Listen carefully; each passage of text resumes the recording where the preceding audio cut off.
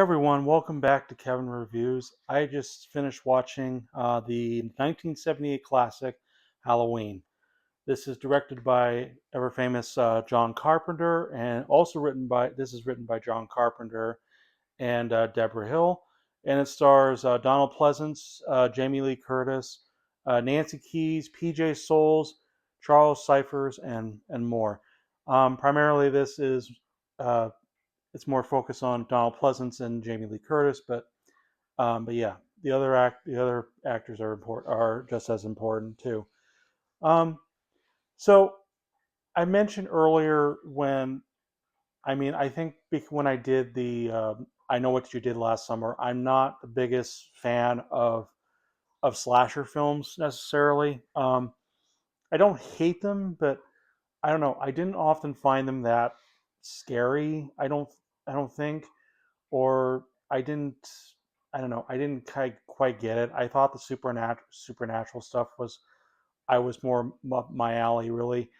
Um, but Halloween is one exception because unlike say Tex, Jason Voorhees that comes later and Nightmare on Elm Street, this kind of takes a pretty simple yet complex concept about a mind of a killer in a way, but nothing supernatural. At least for for movie. As for later ones, I haven't seen the sequels other than the reboot that happened in 2018. Anything else I have not seen. So actually, maybe I saw Resurrection, but that was many years ago. I remember brief moments, but that's about it. So but yeah, I kind of like this one. I thought because it's Halloween, it thought it'd make more sense.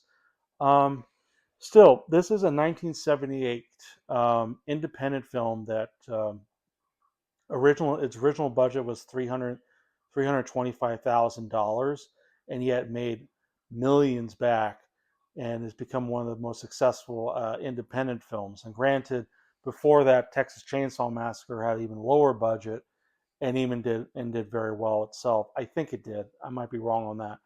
I didn't actually look, but Halloween is one of the most successful ones, and it's very iconic for a number of reasons.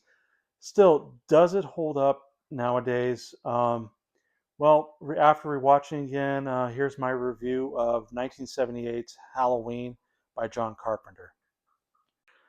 So I think pretty much everyone knows the story of Halloween. We have Michael Myers who kills his older sister um, as a kid, and for 15 years he was been in an asylum, never saying a word until one day he gets out and cause havoc around back at Haddonfield, Illinois, his hometown. And in his crosshairs is Jamie Lee Curtis's character Laurie Strode, along with some of her friends. So it's a memorable night. It's a memorable night to carve some victims, basically, for Michael. So, and that's basically the story. And we also have Dr. Loomis, who looked after Michael, who was trying to either bring him back or take him down, or in whatever. But yeah, so this is pretty complex because in one way, I really do like and appreciate this movie. I don't think it has hold up very exactly well. Um, First, some of the good things. The music for one thing is very iconic. I will say that it's just simple. It seems simple and yet it's chilling. The piano work. It's just I'm not a very good describing things, but it is very chilling. It's iconic. I said those already. I'm sorry, um, but it's really a big thing about this film, and oftentimes whenever Michael shows up, that's what it often plays.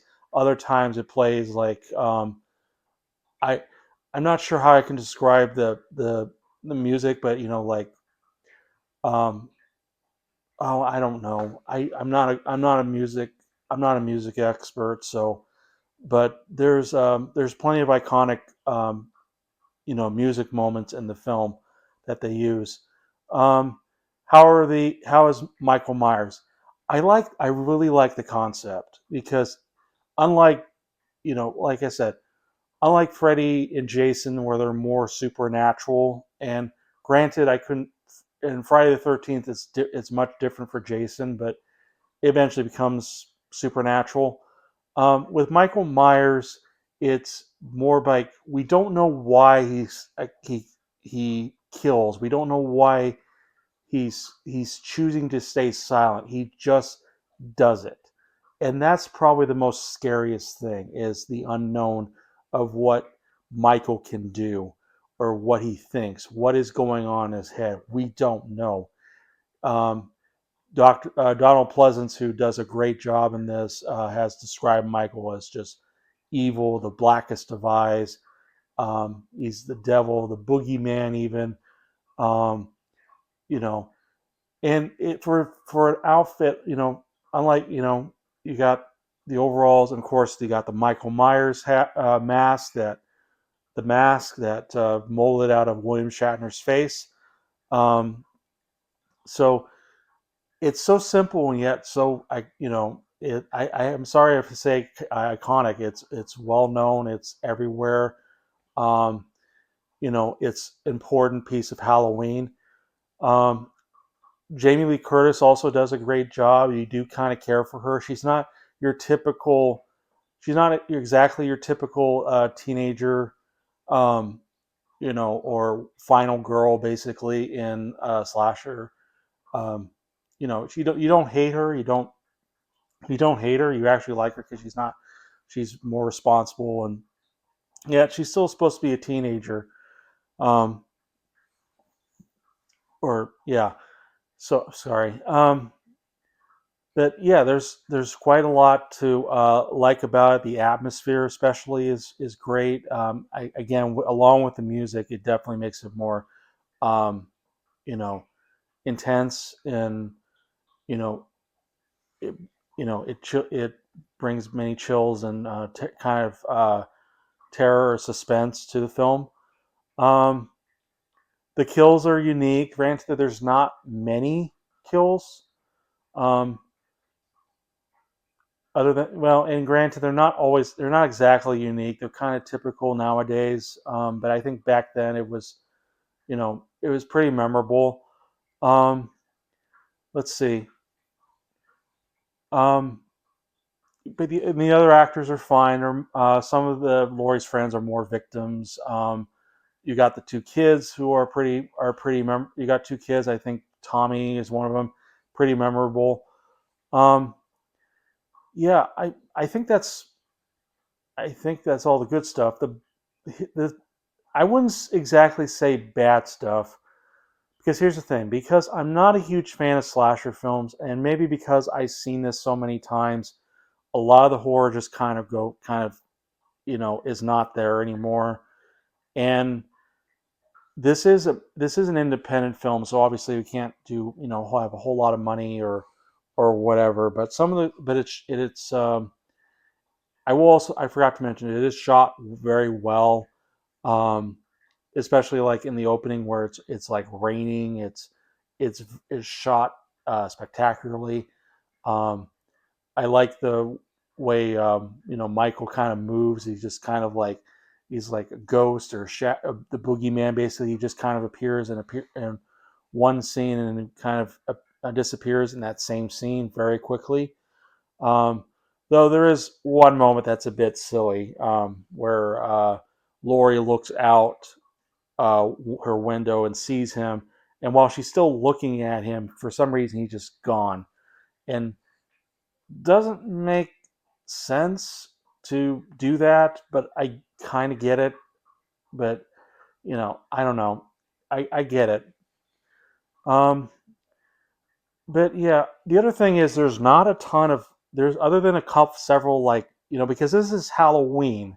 It's Halloween night. It's supposed to be playing trick or treating. You got some kids in costumes. There's not actually a ton of kids you see in in the film that go out trick or treating, there's not too many houses even decorating. There's like at least one jack o' lantern, and like maybe one store filled with um, Halloween decorations. But otherwise, there's not a ton of Halloween stuff in it. If you take some of that out, it is considered your typical slasher film.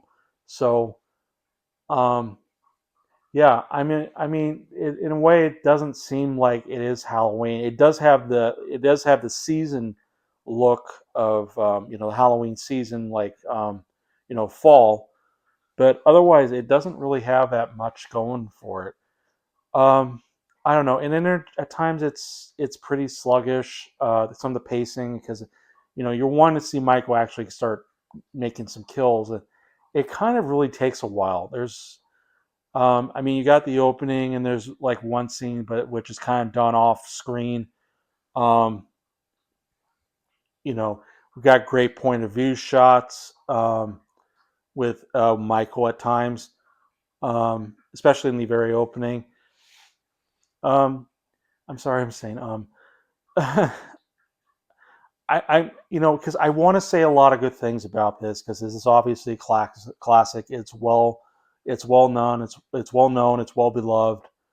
Um, but I don't know if it really holds up for me anymore. I still love it, love the film, regardless if it doesn't really hold up, because it is a classic. I don't want to downplay a lot of stuff for what it did at in the time period it released.